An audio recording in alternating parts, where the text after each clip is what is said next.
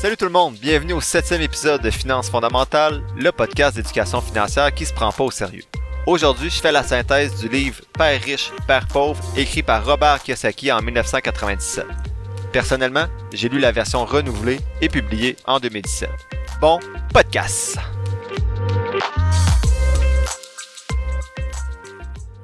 Salut tout le monde, on a un gros épisode aujourd'hui, c'est un livre super intéressant, mais avant de commencer, je veux juste vous dire, je suis vraiment content, j'ai vu une statistique récemment qui montrait que 80% des podcasts se rendaient pas au 7e épisode. On est au 7e épisode, donc c'est super cool. Bien sûr, moi je fais pas ça pour l'argent, mais bien pour éduquer, donc j'ai aucune attente réelle. Donc c'est sûr que peu importe le nombre d'écoutes ou il y a aucun profit en fait, mais si je m'attendais à des profits, je serais peut-être découragé puis j'aurais arrêté. Mais sachez que les échanges que j'ai eus jusqu'à maintenant ont été super intéressants depuis le premier épisode. J'ai appris à connaître plein de gens autour de moi que je savais même pas qui s'intéressaient aux finances ou qui avaient des intérêts pour ça. Donc merci à tout le monde qui me font des commentaires, qui m'envoient des messages. C'est super apprécié et c'est surtout super motivant. Avant de commencer la synthèse du livre d'aujourd'hui, je veux répondre à une question qui m'a été posée par Louis Charles. Sa question c'est « Est-ce que tu as fait des formations sur la bourse? » La réponse que j'ai donnée à Louis Charles c'est non, et je suggère pas de le faire, parce que je trouve que les formations, la plupart du temps, c'est fait pour prendre votre argent. Réussir en bourse, c'est simple.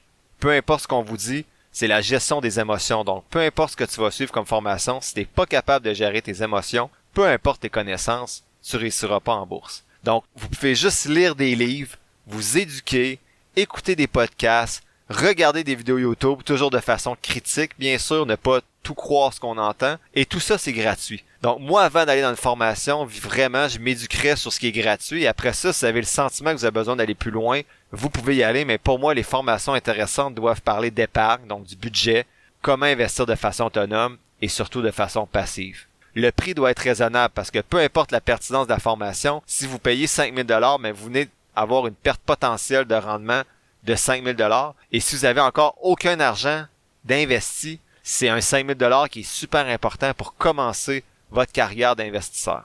Surtout, pas de formation sur le trading en bourse, la crypto, l'argent facile. C'est rarement facile de faire de l'argent en bourse. Il faut juste être patient et constant, donc toujours continuer à mettre ses contributions de façon régulière.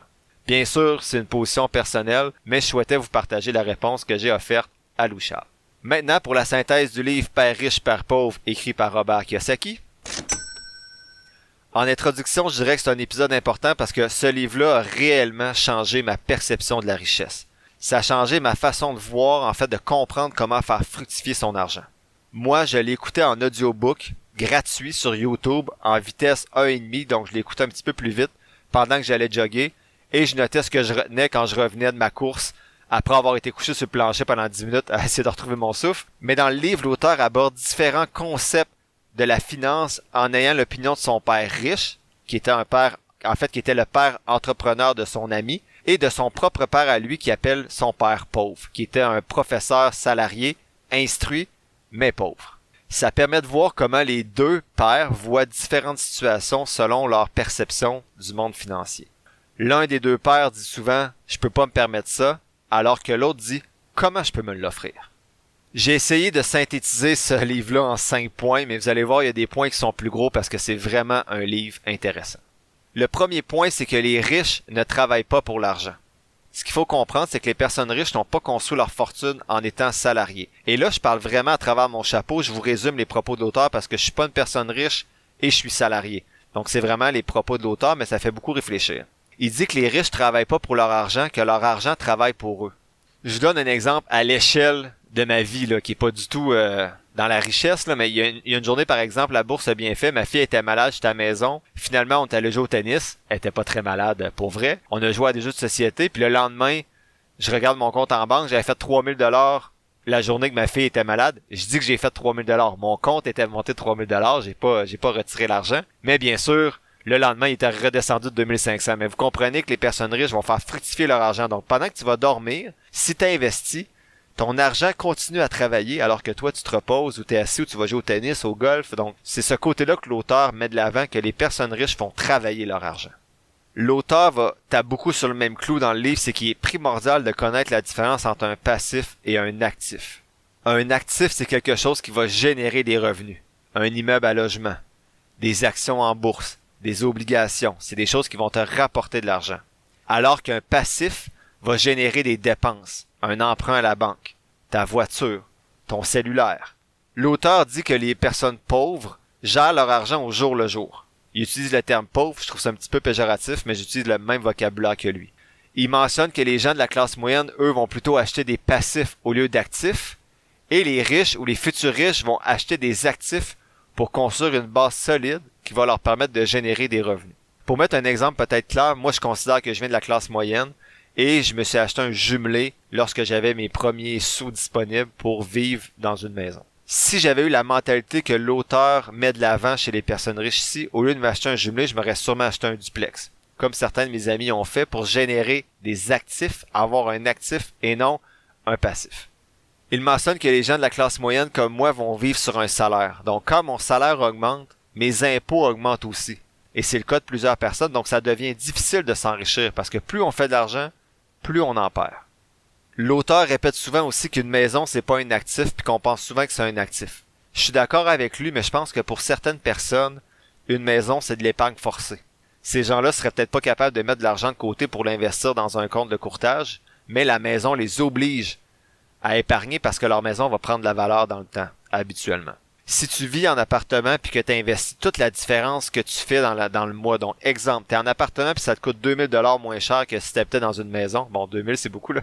Mettons que tu es en appartement puis que ça te coûte 500$ moins cher que si tu avais une maison, puis que tu investis ce 500$ là dans un compte de courtage à la bourse, ben tant mieux pour toi. Je pense que c'est un bon choix financier. Mais il y a des gens également qui veulent une maison juste pour le confort d'élever une famille dans une maison.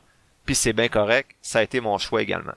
L'auteur résume les principales étapes pour se sortir de ce qu'il appelle la rat race. Donc la course du rat, là, c'est un terme qui est utilisé beaucoup pour dire le 9 à 5. Là. Tu sais, tu rentres à 9, tu travailles, tu sors. Tu rentres le lendemain 9 à 5. Faut faire attention, l'auteur, je trouve qu'il discrédite beaucoup le 9 à 5, le salarié, alors que pour moi, il n'y a aucune gêne à être salarié. Mais je trouve quand même intéressant le point de vue de l'auteur, par contre, de voir qu'il y a d'autres choses qui existent, qui peut être intéressant, puis qui peut permettre de s'enrichir plus rapidement. Donc, lui propose des pistes pour se sortir un petit peu de cette rat race-là, donc de comprendre la différence entre un actif et un passif. Deuxième étape, de concentrer ses efforts sur l'achat d'actifs qui vont générer des revenus. 3, de maintenir ses dépenses et ses dettes le plus bas possible. Et 4, de s'occuper de ses propres affaires. Ce qu'il dit l'auteur, c'est plus que vous allez parler de vos projets aux autres, plus que les gens vont essayer de vous décourager, sauf si vous parlez à des gens qui sont réellement intéressés. L'auteur est très critique envers l'école, comme tous ceux qui n'ont pas travaillé dans les écoles, mais parce qu'ils ont été comme élèves ou parce qu'ils ont des enfants qui vont à l'école, ben ils pensent qu'ils ont toutes les stratégies pour tout régler, bien plus que les gens qui sont sur le terrain, comme les enseignants ou bien comme les chercheurs qui font ça de leur vie depuis 30 ans. Bon, c'est une petite crise parce que tout le monde pense qu'ils ont la solution pour le milieu de l'éducation, mais bref, il dit que l'école nous apprend à devenir des employés et non des employeurs, qu'elle n'enseigne pas les bases de la gestion financière et que c'est notre responsabilité de s'éduquer. Je suis d'accord avec lui en partie, mais je nuancerais parce que j'ai eu des cours sur la finance, mais j'étais pas rendu là. Donc j'ai jasé avec mes cousins de finance, puis un de mes cousins enseigne la finance au cégep, puis il disait c'est des choses que j'avais appris au cégep, mais que j'ai pas appliqué, qui m'intéressaient pas. Puis il dit dans mon cours, j'ai 28 étudiants, puis il y en a 2 qui sont intéressés quand je parle de CELI puis de REER. Ça monte pas ses bureaux pour m'acclamer, là. Fait que c'est des choses aussi que dans un certain stade de ta vie, t'es peut-être pas prêt à appliquer non plus. Au secondaire aussi, j'avais un cours peut-être plus large, mais là, il paraît que le format de ces cours-là, au secondaire, est maintenant un peu plus concret, un peu plus pertinent. Je le sais pas. Je suis pas allé voir, mais tant mieux si c'est le cas. L'auteur mentionne également que l'important, c'est pas de savoir comment vous gagnez, mais combien vous parvenez à mettre de côté à chaque mois. Donc, ça revient dans les derniers livres qu'on a lus, de dire, comment tu es capable d'épargner. Je termine avec une citation de l'auteur que je trouve vraiment intéressante. Une personne peut être très instruite, réussir professionnellement, et être analphabète sur le plan financier. Je connais beaucoup de personnes qui sont plus brillantes que moi, qui ont des meilleurs revenus que moi, mais qui sont endettées. Donc ça n'a rien à voir avec l'intelligence, la réussite financière, c'est vraiment d'être capable de gérer ses émotions et de s'instruire, de développer sa littératie financière. Le deuxième élément que je voulais vous parler du livre, c'est que les riches ne paient pas leurs taxes. Les riches ne paient pas leurs taxes, mais en fait, ils les paient pas tout de suite. Puis ce point-là, c'est vraiment pas contre les personnes qui ont des gros revenus. Je suis vraiment pas contre les personnes qui font beaucoup d'argent. C'est juste que les riches ont souvent un avantage fiscal à cause de leur entreprise ou de leur parc immobilier. Et là, je vous l'explique, j'essaye en fait de vous l'expliquer simplement. Quand vous êtes propriétaire d'une entreprise, il y a 3 étapes. tu gagnes de l'argent, tu dépenses l'argent, donc tu déclares des dépenses, exemple essence, véhicule, téléphone cellulaire, etc. Je suis pas un entrepreneur, je sais pas toutes c'est quoi les dépenses qu'on peut déclarer. Et après, ils payent leurs impôts. Donc, exemple, ils ont gagné 1 million de revenus, ils ont 800 000 de dépenses, ils vont payer leurs impôts sur 200 000 $, les profits. Alors que nous, les salariés, on va gagner de l'argent, on gagne, mettons, je vais prendre le même chiffre là, mais on gagne 1 million, on va payer nos impôts sur 1 million, et après, on va dépenser. Donc, l'avantage des entreprises, c'est qu'ils vont payer moins d'impôts parce qu'ils déclarent les dépenses avant de payer les impôts, alors que nous, on dépense après avoir payé nos impôts parce qu'on est retenu à la source de notre salaire. L'objectif financier, c'est de payer le moins d'impôts possible maintenant. Donc, les entrepreneurs ont bien compris ça, puis ils ont des avantages fiscaux, puis tant mieux, parce qu'il faut développer l'entrepreneuriat. Et il y a certaines familles qui l'ont bien compris, notamment aux États-Unis, qui avaient des fiducies sur 5-6 générations. Donc, je vous parlais dans les derniers épisodes que j'aimerais ça mettre 1 million puis qu'ils grandissent sur plusieurs générations, mais ça, au Canada, je pense que maintenant, c'est une génération maximum, c'est possible de le faire. Après ça, faut que tu retires l'argent. L'objectif, c'est de payer le moins d'impôts possible, d'essayer de pelleter les impôts en avant pour les payer beaucoup plus tard, puis d'avoir fait des rendements avec de l'argent que tu n'avais pas. Donc, j'ai eu une discussion récemment avec un collègue sur les REER. Il disait, je sais pas pourquoi tu remplis ton REER, tu vas tellement avoir d'argent avec le fonds de pension quand tu vas être vieux puis ton REER que tu vas payer autant d'impôts que ce que tu sauves aujourd'hui. Parce que le REER, on se rappelle, mettons que je mets 5 000 $ cette année, je reçois un retour d'impôt. À cause que mon taux d'imposition, est élevé. Puis ce que mon collègue disait, c'est que lorsque tu vas retirer à la retraite, tu vas avoir à peu près le même salaire à cause que tu en mets tellement que tu vas payer le même pourcentage d'imposition. Il a bien raison. Sauf que le 100 $ payé dans 30 ans vaut moins que le 100 $ que j'ai reçu aujourd'hui parce que j'ai pu l'investir pendant 30 ans, puis j'ai pu investir le retour d'impôt aussi. Et dans ma situation avec mes enfants, le fait d'avoir un plus petit revenu parce que j'ai des REER, je reçois beaucoup plus d'allocations familiales que je peux réinvestir aussi dans le régime épargne études de mes enfants et ainsi de suite pour profiter des intérêts composés. Donc, quand je parle de pelleter les impôts en avant, je viens juste de vous montrer un exemple que oui, le REER, ça dépend de la situation de chacun, mais faut pas juste voir en surface que, là, tu vas avoir autant d'argent, faut voir aussi, allocation familiale, on peut mettre ça dans le régime épargne études, et ainsi de suite. Donc, quand on parle de stratégie fiscale, on peut en discuter longtemps, mais il y a beaucoup de choses à faire. L'auteur suggère, comme l'auteur précédent, de se payer en premier, sinon on va jamais s'enrichir, on va toujours enrichir les autres. Cet auteur-là a une approche un peu intense de se payer en premier. Ce que je vous disais au dernier épisode, c'est calculer vos dépenses essentielles, regardez le montant qui vous reste, puis décider le pourcentage d'épargne que vous voulez mettre de côté et après dépenser. Lui, ce qu'il dit, c'est que tu te payes en premier avant tout. Donc, tu reçois ta paye, tu as un 20% qui part tout de suite et après, tu payes ta maison, tu payes ton essence, tu payes ta nourriture. Ce qu'il dit, c'est que un coup que tu vas avoir besoin d'argent, tu vas trouver des solutions. Je nuancerais quand même.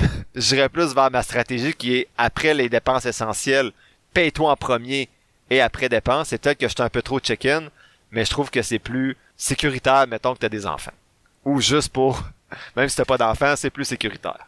Le troisième point du livre, c'est 5 obstacles à la liberté financière. Le premier obstacle que l'auteur mentionne, c'est la peur. Il dit de pas agir en fonction que vous pensez être plus en sécurité. Bon, je viens juste de dire que je trouvais plus sécuritaire, donc vous voyez, cet auteur-là serait pas d'accord avec ce que je viens de vous dire, puis c'est bien correct. Mais il dit qu'il faut que vous vous engagez dans quelque chose de grand, que vous rêviez, sinon vous allez jamais réussir. Il faut se rappeler que cet auteur-là parle beaucoup aux entrepreneurs ou à ceux qui souhaitent se lancer en entrepreneuriat. Donc, il parle pas nécessairement à des salariés. Donc, quand il parle de rêver et tout, c'est beaucoup par rapport aux entreprises. Donc, faut en prendre et en laisser. L'auteur parle beaucoup aussi de cynisme. Il dit de pas écouter les personnes de votre entourage qui se donnent pas les moyens de réussir ou qui se permettent de critiquer toutes vos idées ou ce que vous êtes en train de faire. Les gens vont essayer de vous faire peur avec l'immobilier si vous voulez vous lancer dans l'achat d'un immeuble à logement. Ils vont essayer de vous dire qu'un podcast, c'est beaucoup de travail, que la bourse, c'est dangereux. C'est pas pour mal faire. Les personnes ne veulent pas mal faire, ils vous apprécient, ils vous aiment, ils veulent votre bien, ils veulent surtout vous protéger, mais ça reflète leur propre peur. Il y a des gens qui ont perdu beaucoup en bourse en 2008-2009, puis là, ils ont peur depuis ce temps-là. Donc, juste faire vos propres choses, faites vos propres lectures, faites vos choix. Le troisième point, c'est la paresse. L'auteur dit de pas céder à la paresse parce que si vous vous reposez sur vos lauriers, vous allez jamais vous sortir de votre quotidien duquel vous êtes peut-être pas satisfait. Si vous êtes satisfait, tant mieux. Il dit d'être proactif et persévérant. Je dirais même que si vous êtes satisfait, ça vaut quand même la peine d'être curieux. Moi, je considère que j'ai la plus belle job du monde, mais vous entendez quand même en ce moment ma voix mélodieuse le soir quand mes filles dorment, parce qu'il faut se trouver des passions. Tant mieux si vos passions vous donnent de l'argent, sinon, trouvez-vous des passions qui coûtent peut-être pas trop cher. Je rappelle que je nuance, pour moi être salarié, c'est pas mal, alors que dans la perception de l'auteur, ben si t'es pas un entrepreneur, t'es niaiseux ou t'es paresseux. Donc je vais nuancer ce propos-là. Il y a plein de choses intéressantes dans ce livre-là, mais l'auteur des fois est un peu extrême. Faut en prendre puis en laisser. Le quatrième obstacle, c'est les mauvaises habitudes, vos dépenses. Donc vos dépenses doivent se transformer en épargne et ensuite en investissement. La liberté financière a un prix. Donc ça revient sur les livres précédents puis sur l'épargne qu'on a déjà discuté quelques fois, faire des bons choix. Si vous n'êtes pas capable d'en mettre de côté, ça devient difficile de générer de la richesse. Le cinquième obstacle, c'est l'arrogance. Pensez pas que vous savez tout à propos de l'argent. Écoutez ce que les autres ont à vous dire, formez-vous. Écoutez un podcast appelé Finances fondamentales. Non, ça c'est pas l'auteur qui dit ça, c'est moi là, mais écoutez des podcasts, lisez des livres, écoutez des vidéos YouTube, c'est tout à portée de main. Développez votre littératie financière. Et arrêtez jamais. Vous pouvez ralentir à un moment donné parce que vous dites, je lirai pas un livre à chaque 3 semaines, je commence à connaître ça, mais gardez-vous toujours un petit peu à l'affût de ce qui peut se faire parce que sinon il y a un danger que vous pensez que votre façon de faire c'est la meilleure puis de jamais vous re-questionner. Une citation de l'auteur qui dit « Les gens qui réussissent le mieux sont des non-conformistes qui n'ont pas peur de demander pourquoi, surtout quand tout le monde pense que c'est évident. » Quatrième élément clé que j'ai retenu du livre, c'est les étapes pour réveiller son génie financier. Premièrement, trouvez quelque chose qui dépasse votre réalité, votre rêve le plus fou. Donc, imaginez la liberté, le mode de vie que vous voulez avoir, pensez à tout ce que vous souhaitez pas être et tirez un trait dessus. Le deuxième point, l'auteur mentionne de mettre à l'épreuve votre libre arbitre tous les jours. Donc, il dit que vous pouvez choisir de regarder des émissions comme, c'est pas lui qui le dit, là, mais je donne un exemple, mais mettons Occupation double ou d'écouter un podcast sur les finances ou une vidéo sur les finances ou lire un livre. Ça dépend de la façon dont vous souhaitez occuper votre temps et votre énergie. Ça dépend de vous. Il n'y a rien de mal à écouter Occupation double. Le divertissement, c'est important, mais s'il y a juste ça, c'est sûr que votre valeur personnelle n'augmente pas beaucoup. Choisissez vos amis avec précaution. L'auteur dit de ne pas vous laisser polluer par les avis tranchés de certaines personnes qui ont un avis sur tout, mais qui font jamais rien. Entourez-vous de gens créatifs qui veulent vraiment prendre les commandes de leur vie. Je nuance encore un petit peu ici. En même temps, vous n'êtes pas obligé d'avoir juste des amis qui s'intéressent à l'argent, bien sûr. Quatrième étape pour réveiller son génie financier, c'est d'apprendre une leçon sur vos finances. Apprenez-en une et apprenez-en une autre et arrêtez jamais d'apprendre par rapport à vos finances personnelles. Et le cinquième, il se répète, c'est de se payer en premier. Le cinquième élément clé que je souhaitais que vous reteniez de ce livre-là, c'est d'agir. L'action sera toujours la meilleure alliée que tu pourras avoir, l'aide par excellence et non l'attentisme chronique comme l'auteur l'appelle. Donc, faut arrêter, si vous avez des projets d'entreprise, de podcasts, de projets personnels, ne pas juste y penser, en parler et planifier, à maner, faut agir, faut avancer. L'auteur conclut en disant que ton plan d'action pour atteindre la liberté financière comporte différentes étapes. Donc d'abord, arrêter de faire ce que tu es en train de faire, changer si ça fonctionne pas. Également, être à l'affût de nouvelles idées, d'agir, de vous former, de voir grand et d'apprendre l'histoire, de vous inspirer des gens qui ont réussi financièrement et personnellement avant vous. En conclusion, le livre Père riche, Père pauvre, c'est un ouvrage extraordinaire au sens littéral. Je saurais pas exprimer comment ce point-là a transformé ma vision de l'argent et surtout ma perception de la richesse. Désormais, je suis vraiment convaincu que s'enrichir, ça s'apprend et que la liberté financière, c'est un objectif réaliste si on s'y prend avec méthode et patience. J'ai notamment, grâce à ce livre-là, débuté le podcast et j'ai le projet d'acheter mes premiers immeubles à revenus dans les prochains mois si une occasion se présente et je suis en train de lire des livres justement sur ça pour m'éduquer. Les points forts du livre Père riche, Père pauvre. Tout d'abord, je trouve que l'idée est originale d'avoir deux parts pour présenter des opinions différentes sur des concepts financiers qui sont pas si simples. Le livre est incroyablement motivant et inspirant à partir de l'expérience personnelle de l'auteur qui est lui-même, millionnaire. Mais au-delà de l'argent, je trouve que c'est inspirant c'est motivant en fait pour s'engager dans des projets personnels. L'auteur fait l'éloge du style de vie de gens fortunés et de la prospérité en général. Attention de pas dire rapidement « on sait bien, il est riche, c'est facile ». Soyez ouverts d'esprit et ouverts surtout à remettre en question vos projets personnels, vos épargnes et ainsi de suite. Le point faible du livre Père riche, Père pauvre, il manque certaines précisions dans les domaines évoqués par l'auteur. Comme il dit lui-même, c'est des livres, son livre c'est un outil de motivation et non un livre d'investissement financier. Et comme j'ai mentionné, je trouve qu'il y a parfois un ton un peu condescendant par rapport aux salariés, mais c'est peut-être parce que je suis un salarié et je me suis senti offusqué à certains moments. Mon conseil, sachant que ce livre-là il est disponible en audiobook, si vous voulez commencer rapidement votre éducation financière avec un livre en faisant d'autres tâches, c'est de commencer avec celui-là et je vous assure que vous n'allez pas le regretter. Mais, trompez-vous pas, l'objectif de l'auteur, c'est de vous motiver, pas de vous apporter des réponses toutes prêtes. Vous allez sortir avec plus de questions que de réponses. Je vous laisse avec des citations que je trouve intéressantes du livre. Je vais essayer de vous les traduire librement mot pour mot. Il y a plusieurs personnes qui disent « Ah, je suis pas intéressé à l'argent », mais après ça, ils vont travailler 8 heures par jour pour gagner de l'argent. Les riches focusent sur leurs actifs, alors que tous les autres focusent sur leurs revenus. La meilleure chose à propos de l'argent, c'est qu'elle peut travailler 24 heures par jour pendant plusieurs années. Enfin, la dernière citation dit que l'outil le plus puissant que tu as, en fait l'actif le plus puissant que tu as en ta possession, c'est ton éducation financière. L'épisode tire à sa fin. Je vous remercie d'avoir écouté ce 7e épisode de Finances fondamentales. C'est difficile à résumer ce livre-là parce qu'il est marquant, mais je vais de façon rapide. Donc, payez-vous en premier encore. Apprenez à ne pas travailler pour l'argent, mais laissez l'argent travailler pour vous en achetant des actifs et non des passifs. Et enfin, agissez. Ne pas toujours être en attente. Investissez vos premiers dollars. Faites votre budget. Démarrez votre entreprise. Questionnez votre conseiller financier sur les frais de gestion, sur vos placements. C'est trop facile de dire « Oh, c'est bien, il est prof d'université, c'est facile de réussir à mettre de l'argent de côté. » Mais non, j'étais étudiant puis j'en mettais de l'argent de côté puis il y a plein d'autres personnes qui sont capables. Je suis pas spécial, je suis pas différent du tout. Donc, c'est facile de dire « Oh, moi, ma situation est plus difficile. » Mais des fois, on est capable d'agir d'une certaine façon quand même pour améliorer sa situation financière. Dans le prochain épisode, je vais faire le premier bilan trimestriel de mes avoirs et je vais parler des décisions que j'ai faites durant la dernière année en termes d'investissement. Donc, vous allez voir plus précisément mes décisions financières. En fait, ça va être un bilan plutôt annuel parce qu'on va être dans le mois de janvier. Ceux qui sont intéressés, je vais partager cette semaine sur la page Facebook de Finances fondamentales l'analyse de 3 actions, soit NVIDIA, Quidel Ortho Corporation, donc QDEL, et Regeneron Pharmaceuticals, REGN, qui est une super compagnie. Si vous avez apprécié l'épisode d'aujourd'hui, je vous invite à vous abonner au podcast et à la page Facebook de Finances fondamentales et à me laisser un avis positif. Vous pouvez également toujours partager l'épisode avec des gens de votre entourage qui pourraient être intéressés.